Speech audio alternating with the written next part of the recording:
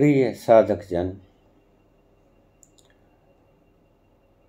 आज का दिन शरद पूर्णिमा का दिन मेरी जिंदगी का अविस्मरणीय दिन है। जिस दिन मेरे जीवन की वो घटना घटी जिससे आदमी मनुष्यत्व के बंधन से मुक्त हो जाता है। यही रात थी उस दिन भी, यही शरद पूर्णिमा 28 अक्टूबर, लेकिन आज 20 अक्टूबर शरद पूर्णिमा का दिन था। करीब ऐसा ही वक्त था जब मैं जा रहा था मंदिर में। मोड़ मुड़ा, कच्चे रास्ते, पटड़ी में, और फिर दाएं घूम के बाएं घूमा, मुझे याद है। बोना वृक्ष के पास एक ईंट पड़ी थी। एक पांव मैं उसके ऊपर रख लिया, ऐसा आदेश मुझे हुआ। फिर दूसरा पांव भी मुझे आदेश हुआ कि मैं इसके ऊपर रख लूं। और फिर जो हुआ वो मैंने अपनी एनलाइटनमेंट समाधि के अनुभव इस वीडियो में आपसे बोला हुआ है। आज का दिन परम सौभाग्य का दिन है। आप भी ईश्वर से प्रार्थना करें कि आपके जीवन में आज का दिन वैसा ही नज़ारा लेकर आए जिससे जिंदगी भर आप आनंद की उस अस्तित्वगत श्रृंखला से आबद्ध हो सको। प्रेम की वो रसधार आपके जीवन में ऐसी उतरे, आप जगत में ऐसे फैलो कि फैलते ही चले जाओ। फिर कभी कोई सुख तुम्हें सुखी न कर सके, कोई दुख तुम्हें दुखी न कर सके। फिर सुख और दुख की सीमाओं को तुम लांघ जाओ। सुख और दुख की सीमाएं मन की सीमाएं। मुझसे प्रश्न पूछा है,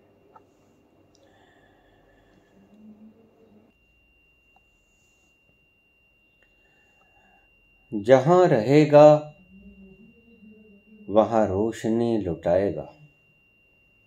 जहां रहेगा वहां रोशनी लुटाएगा। किसी चिराग का अपना मुकाम नहीं होता। जहां रहेगा रोशनी लुटाएगा। जहां रहेगा वहां रोशनी लुटाएगा। किसी चिराग का कोई अपना मुकाम नहीं होता। किसी चिराग का अपना मकान नहीं होता। ऐसे हो जाओ। अभी तो तुम रोशनी बिखेर रहे हो अपने परिवार पे, अपने मित्रों पे, अपने रिश्तेदारों पे, लेकिन ईश्वर से प्रार्थना करो कि वो वक्त आ जाए जब तुम्हारा मकान किसी चिराग का अपना मुकाम नहीं होता। सभी मुकाम उसके हो जाते हैं। जहां वो रहता है वहां रोशनी ही बिखेरता है। एक प्रश्न पूछा है,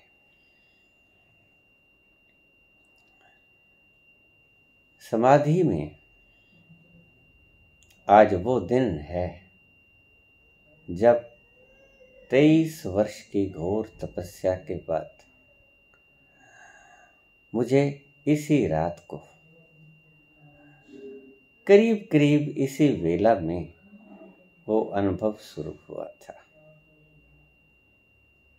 आज वो भाग्यशाली दिन है कि मैं आपके सामने उस अनुभव को बोल पाता हूं। प्रश्न पूछा है, जब आपको समाधि लग गई,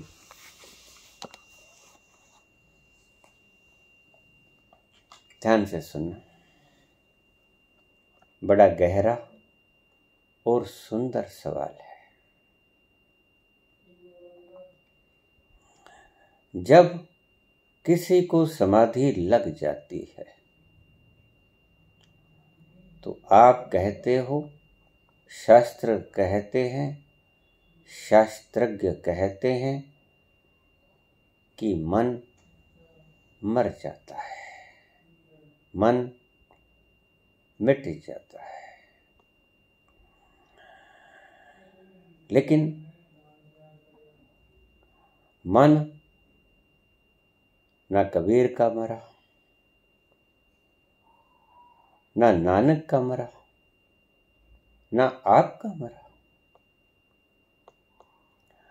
आप ही ने तो कहा था कि मन इच्छाओं, वासनाओं, स्मृतियों, कल्पनाओं, अतीत, पूर्व जन्म और इस जन्म के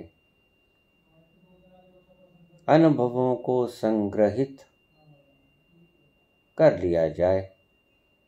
जो तुम सोचते हो, विचार, भावनाएं, संभावनाएं, अपेक्षाएं, विचार, वासनाएं,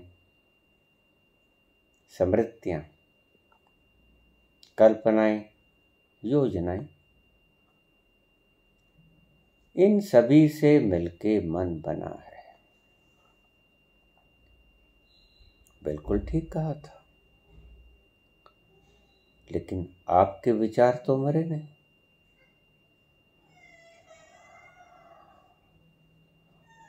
आपकी स्मृति तो मरी नहीं।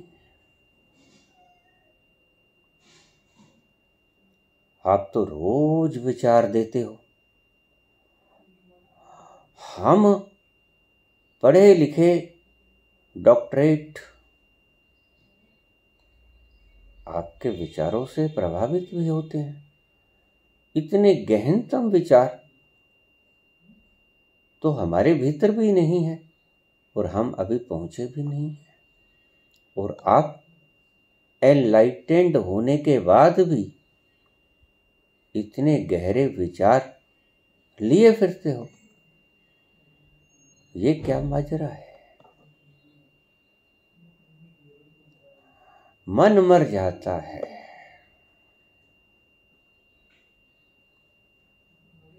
आपका मन क्यों नहीं मरा?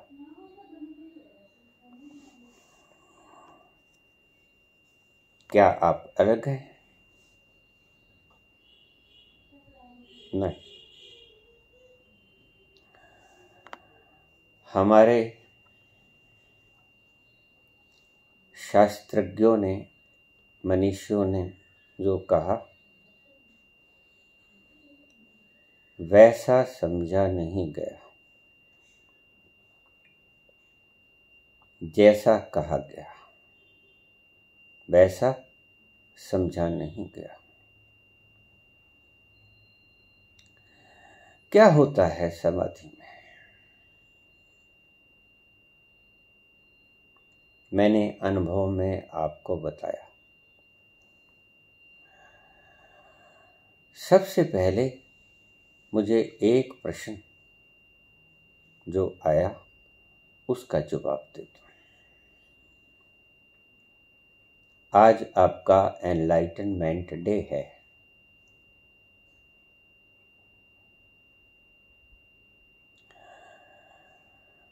ज्ञान से क्या होता है?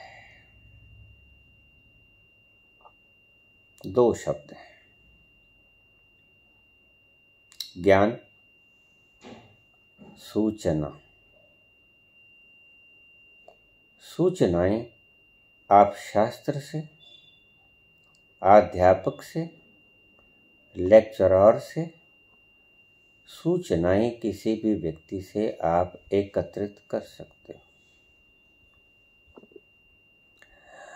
संचार माध्यमों से भी आप सूचनाएं एकत्रित कर सकते हो,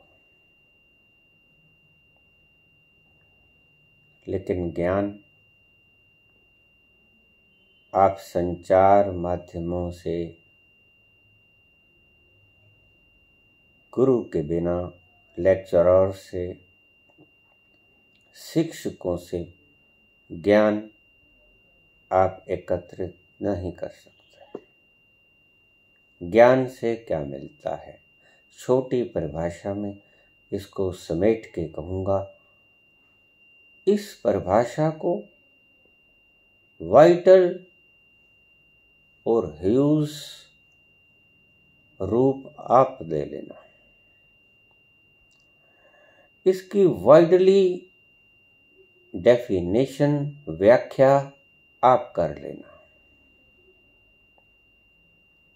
ज्ञान का अर्थ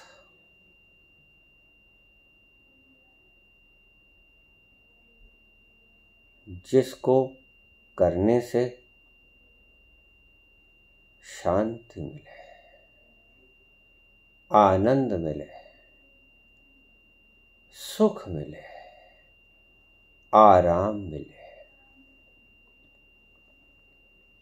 आज उल्टा हो रहा है। नर्सरी का छात्र हंस सकता है ठहाका मारकर,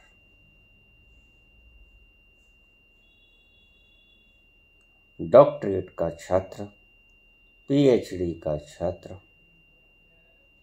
हंस ही नहीं सकता। ये क्या है? ये कौन सा ज्ञान है जिसने तुम्हारी हंसी, हृदय की खुशी, मन का तनाव,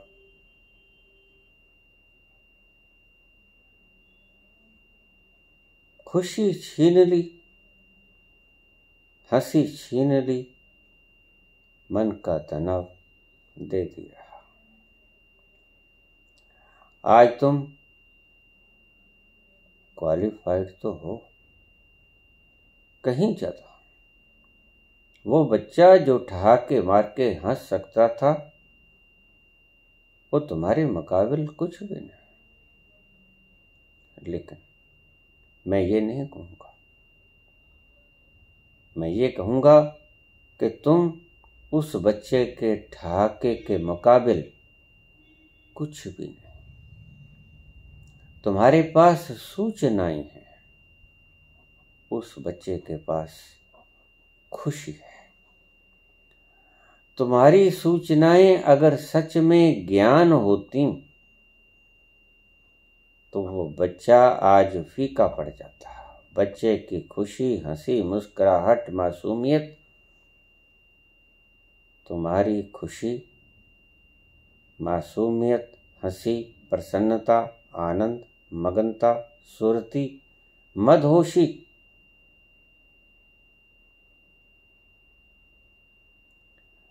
उसके आगे बच्चे की ठहाके की खुशी फीकी पड़ जाती। लेकिन आज उल्टा है, तुम रो रहे हो। मुझे रोज फोन आते हैं, बाबा जी मैं फिर से इस जिंदगी में नहीं आना चाहता। क्यों? प्रभु ने इतनी प्यारी सृष्टि बनाई है, तुम इसमें क्यों नहीं आना चाहते? नहीं, मैं इस जिंदगी में दोबारा नहीं आना चाहता। यही सनातन में कहा गया, मुक्ति कैसे हो। उन मनीषियों ने पहचान लिया था कि संसार में सुख है ही नहीं, कल्पना मात्र है संसार का सुख। लगता है क्योंकि क्षणिक सुख है, लगता है सुख है, क्षणिक सुख है, लेकिन अखंड सुख नहीं। और ऐसे सुख को भी क्या करना जो आज है कल ना रहे। आज एक फूल दे जाए, आने वाला कल 1000 कांटे दे जाए। ऐसी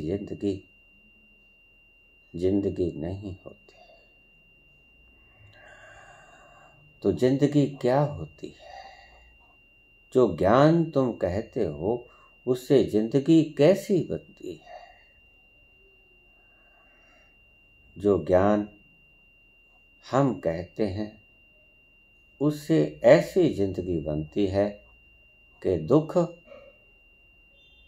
का लेश मात्र भी न बचे। आपके ज्ञान की अग्नि में आपका दुख भस्मीभूत हो जाए, राख बन जाए। आपकी ज्ञान की ज्वाला आपके दुखों का अंत करते हैं। आपके ज्ञान की अग्नि आपके भीतर सुगंध के फूल खिलाते हैं, इत्र की बरसात करते हैं, अमृत की बौछार करते हैं। ज्ञान उसे कहते हैं। तुम्हारी इंफॉर्मेशंस, तुम्हारी सूचनाएं खुशी नहीं देती।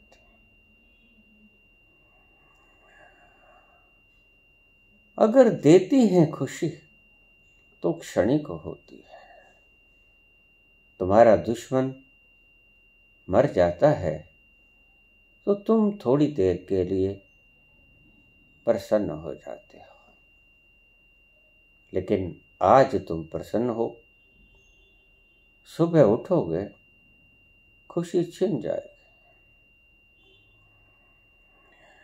कितने लोगों के दुश्मन नहीं मरे हैं और एक दिन वो भी मरेंगे, उनके दुश्मन भी खुश होंगे, लेकिन कभी किसी की दुश्मनी की खुशी, दुश्मन के मरने की खुशी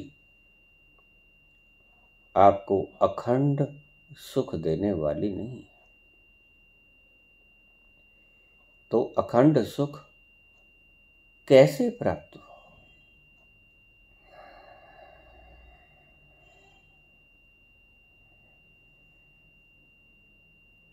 एनलाइटनमेंट के द्वारा। जब तक तुम ज्ञान के उस क्षेत्र में प्रवेश नहीं करते जिसे प्रभु का क्षेत्र कहते हैं, तब तक न तुम्हारा मन रुकता है, न तुम्हें आनंद और मस्ती की कोई झलक, गुनगुनाहट सुनाई देती है।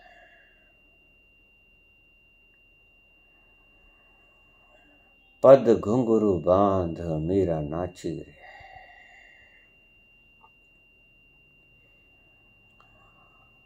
पद घुंघरू बांध मीरा नाची रे। क्यों नाची? तुम्हारी वैजयंती माला की कथक, तुम्हारी माधुरी दीक्षित की कथक, तुम्हारी कथित नृत्यांगनाओं की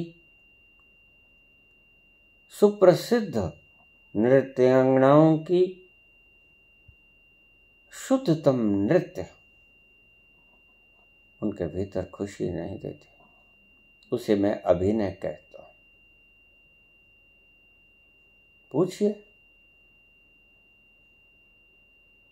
इन कथक नृत्यांगनाओं और नर्तकों से जब वो नाचते हैं, हाथों को इधर उधर मटकाते हैं, शरीर को हिलाते हैं, ठुमके लगाते हैं, उनके भीतर कोई आनंद की किरण उठती है? नहीं उठती। लेकिन मीरा जब पाँव में घुंघरू बांध लेती है, पाँव में घुंघरू तो आपने भी बांधा, पाँवों में घुंघरू सभी नृत्यांगनाओं ने बांधा, नर्तकों ने बांधा, नर्तन विद्या सिखाने वालों ने बांधा। लेकिन आप स्पष्ट रूप से उनके चेहरों की तरफ देखना, जब वो नाच रहे होंगे या वो नाच रही होंगी, उनके चेहरे पर कोई खुशी की भाव भंगिमा नहीं होगी, कोई मस्ती का आलम, कोई मस्ती का सुरूर उनकी आंखों से न उतरता होगा। जो मस्ती का आलम आपने बाबा नानक की निगाह में देखा, वो आप इन नर्तकों या नृत्यांगनाओं की आंखों में वो सुरूर न देख सकोगे। जिनने नशे जहान दे उतर जान प्रभात, नाम कुमारी नानका चढ़ी रहे दिन रात। वो ऐसी पी कि दिन भर रात सदा सदा के लिए चढ़ती ही गई। तुम्हारी आंखें उस दिव्य आकाश को निरंतर निहारती रहती, और तुम उस मस्ती के आलोक में न जाने किस लोक में पहुंच जाते हो।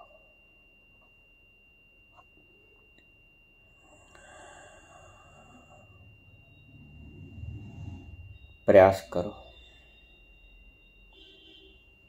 उस दिशा की तरफ बढ़ो जहां ये सब कुछ घटता है।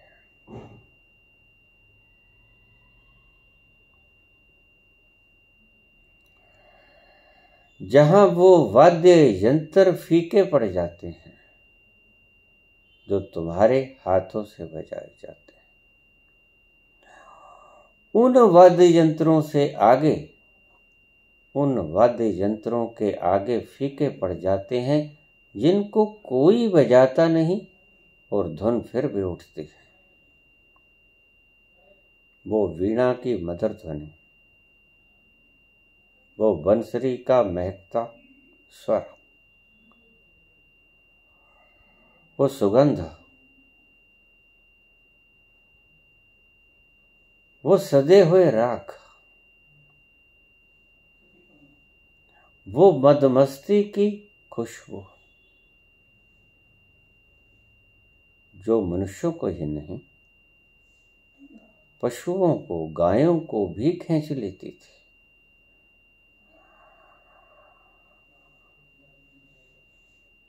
वो कृष्ण की मुरली की धुन, वो महारास का दृश्य, जब पूर्णिमा की रात महारास होता था,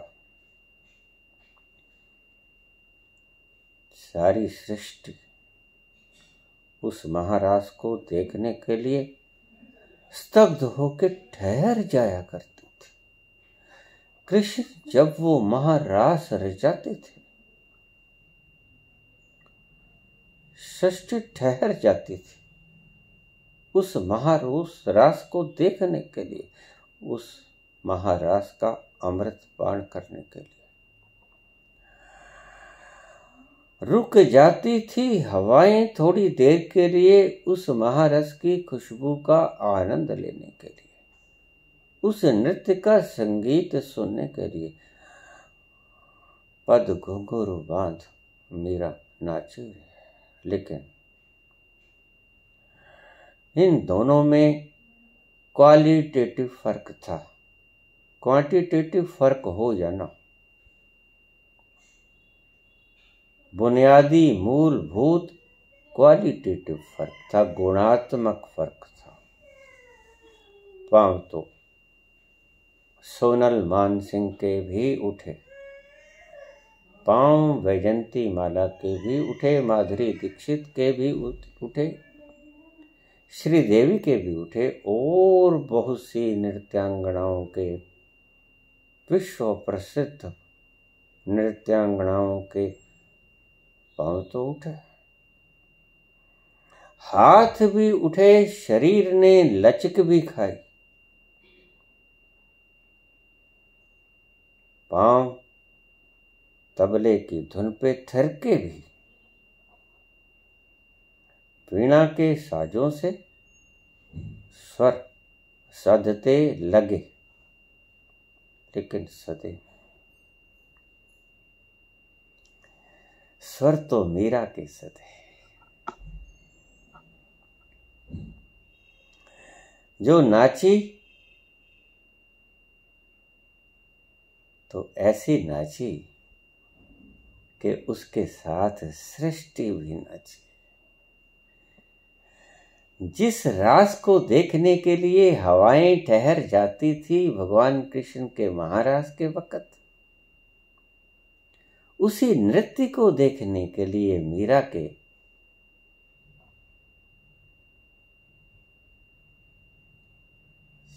सारी सृष्टि सम्मोहित हो जाती थी। उसके नृत्य की धुन सुनने के लिए सभी अपने कान खोल लिया करते थे कि कहीं हम इस मधुर झंकार से वंचित ना रह जाएं।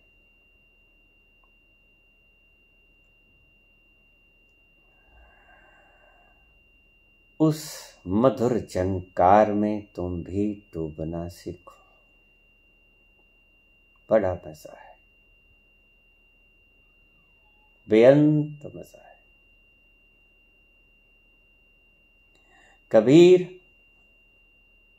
ऐसे ही नहीं बोला करते,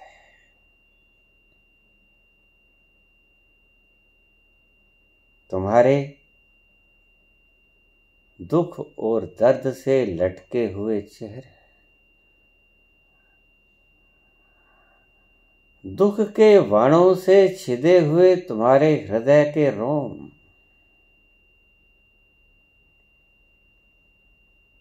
संतों को भी पीड़ा दे देते हैं। संतों को भी अपने अनुभव बोलने को विवश कर दिया जाता है आपके इन दुख भरे चेहरों के कारण।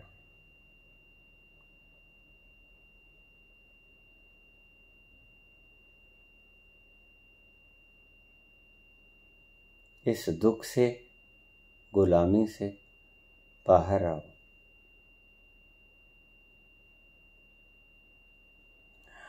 आना पड़ेगा, ना आओगे तो फिर वापस इस संसार में भेज दिए जाओगे।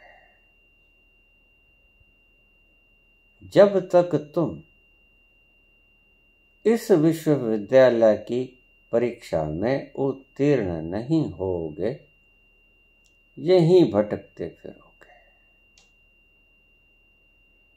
तुम्हारी कब्रों की माटी तुम्हारे ही सिरों पे गिरती रहेगी। वही धूल जो किसी दिन तुम्हारे शरीर को सुंदर शोभायमान कर रही थी और तुम इतर फुलैल लगा के मस्त चाल से चले जा रहे थे, वो एक दिन माटी में बदल जाएगा और तुम्हारे किसी अगले जन्मों में तुम्हारा मुख और सिर उसी धूल से भरा होगा जिस पर तुम मान थे। मुखड़ा क्या देखे दर्पण में, तेरे दया धर्म नहीं मन में। दर्पण के भीतर मुखड़ा क्या देखते हो? मन का मुखड़ा मैला है, दया और धर्म से हीन तुम्हारे भीतर का शीशा विकृत और कुरूप है। इसको साफ करो,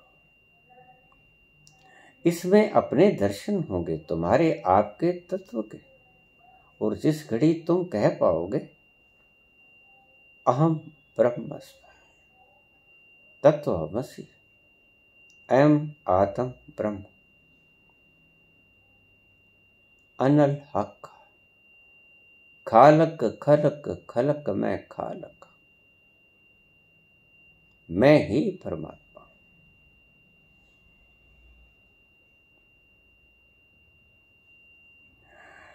मेरी परम पिता से, उस सृष्टिकर्ता से यही विनती है कि आप भी एक दिन आनंद की इन संगीतमयी लहरों में गोते खाओ, गहरे गोताखोर बन जाओ।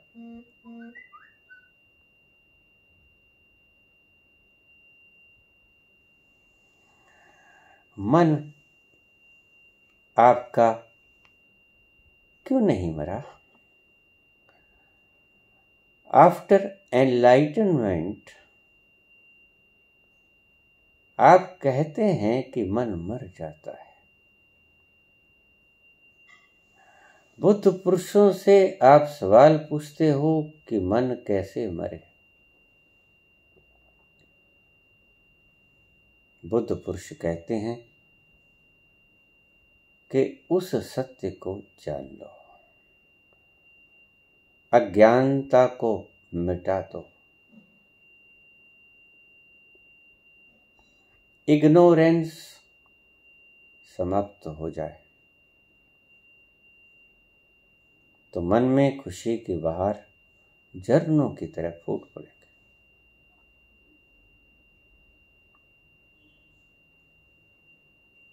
प्रश्न किया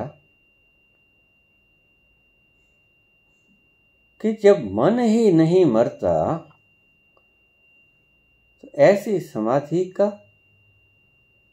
अर्थ भी क्या है और लाभ भी क्या है?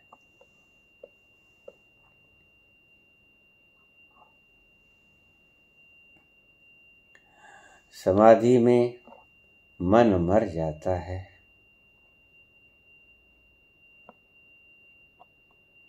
कौन कहता है? समाधि में मन नहीं मरता।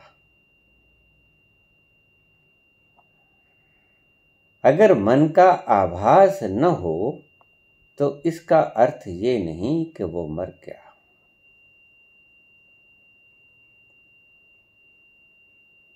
मन का आभास तो आपको निद्रावस्था में भी नहीं होता, आपको पता है। अगर मन रात को भी तुम्हें सताता रहे तो नींद आ पाएगी? नहीं आ पाएगी। मन रात को सो जाता है, छिप जाता है। और एनलाइटनमेंट मन के छिप जाने को भी नहीं कहते हैं, क्योंकि अगर मन के छिप जाने का ना एनलाइटनमेंट होता तो आपका मन रोज रात को छिप जाता है, सुबह प्रकट हो जाता है। वही उहु अपुहु, वही कर्म कांड, वही अच्छा बुरा, वही गोरख धंधा शुरू।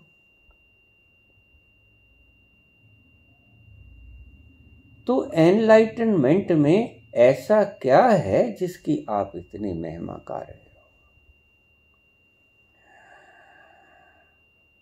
मन तो लुप्त होता है नींद में भी। समझिए, हमारे धर्माचार्यों ने आधे आधे बातें कह के आपको भ्रम में डाल दिया। ना खुदा ही मिला ना वसाले सनम, ना इधर के रहे ना उधर के रहे।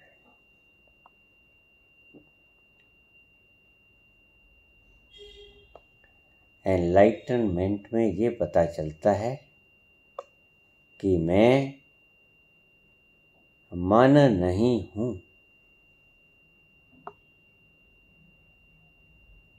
मैं इंद्रियां नहीं हूं। इस चीज का पक्का पक्का कंफर्मेशन होता है एनलाइटनमेंट में। तुम हो कौन? तुम आनंद की एक पुंज हो, जिसकी सीमा न शुरू होती है न अंत होती है, न आगाज है उसका न अंजाम है उसका, न शुरुआत है उसकी न विनाश है उसका।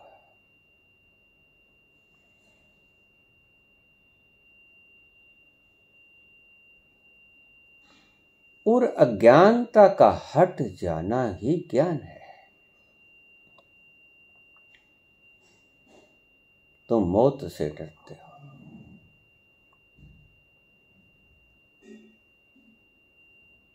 जब तुम्हें ये पता चल गया कि जिस मौत से मैं डरता हूं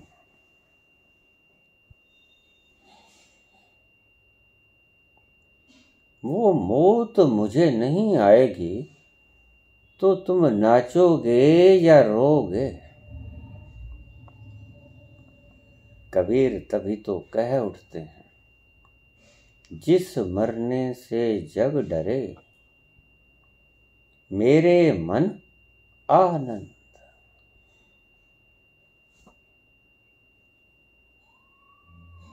मरने ही से पाइए पूर्ण परमानंद।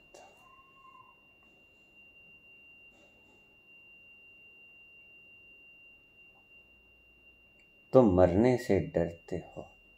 अगर तुम्हें ये पता चल जाए कि जो मरता है वो मैं नहीं हूं,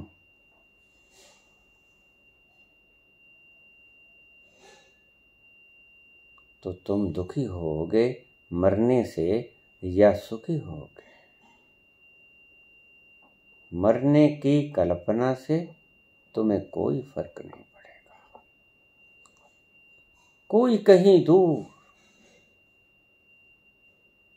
हजारों मील दूर कहीं किसी देश में कोई व्यक्ति मर जाता है, तुम्हें गम होता है या खुशी होती है, जिसको तुम जानते ही नहीं। क्यों? क्योंकि तुम मरे नहीं। अगर मरने वाली वस्तु तुम नहीं हो तो तुम दुखी नहीं होगे, तुम मरोगे भी नहीं। वो वस्तु मरेगी जो वस्तु मरी है। तुम मन नहीं हो। मन मर जाए, मन छिप जाए, तुम न मरे न छिपे। शरीर मर जाए, वो मृत्यु शरीर की होगी, तुम्हारी नहीं होगी। कबीर कहते हैं, जिस मरने से जग डरे, शरीर के मरने से जग डरता है। तभी तो इतने इतने बॉडी गार्ड लिए फिरते हैं, बॉडी इस शरीर की रक्षा के। क्यों? बॉडी मैं हूं, ये भ्रम। संत क्या कहते हैं कि देखो ना इस भ्रम को, थोड़ी सी आंख खोल के देखो कि क्या तुम शरीर हो। महर्षि रमन कहा करते थे, नो दाय सेल्फ।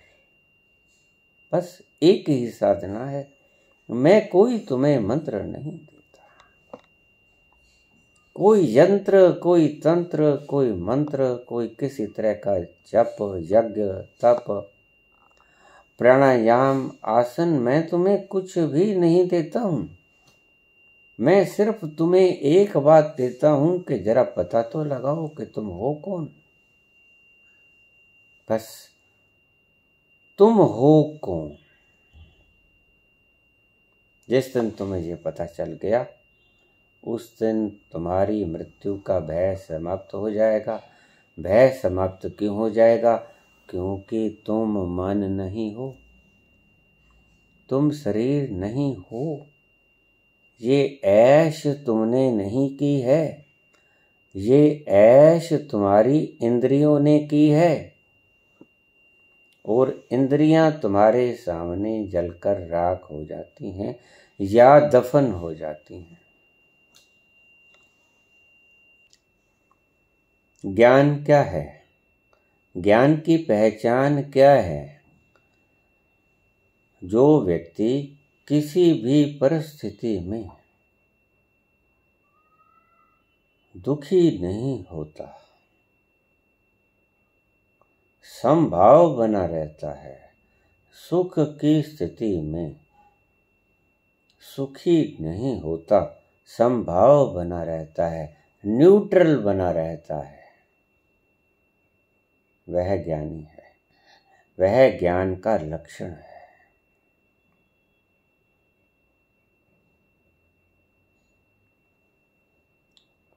और जब तुम्हें ये पता चल जाएगा कि ये मरण धर्मा शरीर मैं नहीं हूं, तो नृत्य तो आएगा ही, नाचोगे तो।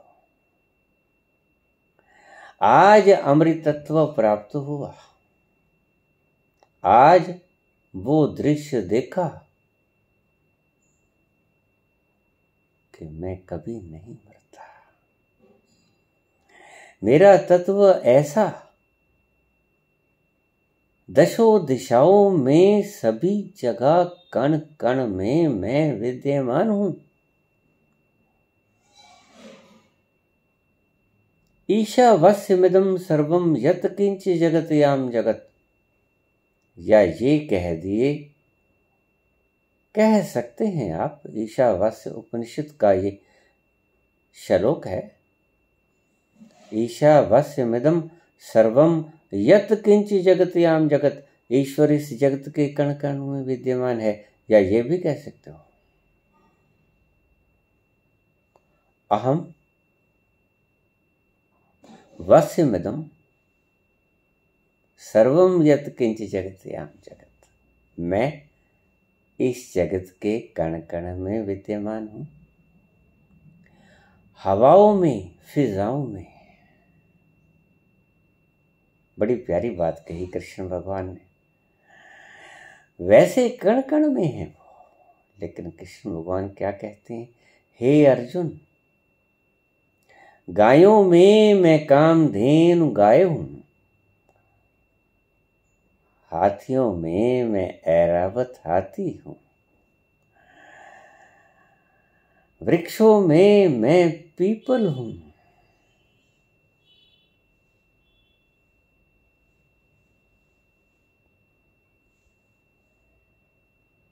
तो बाकी कौन है? बाकी ईश्वर नहीं है, है श्रेष्ठतम रूप से, श्रेष्ठतम रूप से,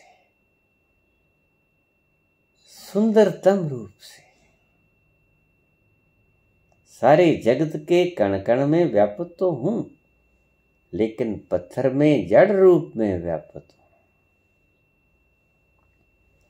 पेड़ में व्यापक हूं जड़ रूप में और चेतन रूप में। चेतन रूप में इस लगे कि मैं बढ़ता हूं, फल लगते हैं, फूल लगते हैं, पत्ते लगते हैं, टहनियां लगती हैं। चेतन इस वजह